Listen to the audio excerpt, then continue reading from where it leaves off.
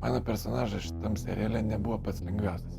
Žmogus patekęs į netikėtą gyvenimišką situaciją ir iš jos tiesiog reikėjo išsisukti.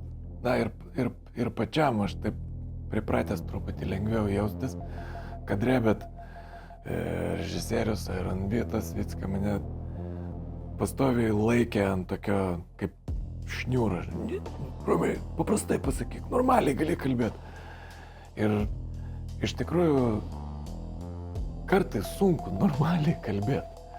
Kartais sunku, ir, taip sakant, ir neperspaust ar kažkaip tai pabandyti tą tekstą susakyti ne kaip kažkokiam tai žmogui patekusiam į nelegalių kovų ar ten kažkokių tai, nežinau, varžybų aikštelė, žinai, kur stovi ringas ir tenai toj bus paskutinis raundas. Personažas turbūt netgi ir sakyčiau, kad esu aš. Bet jisai skiriasi.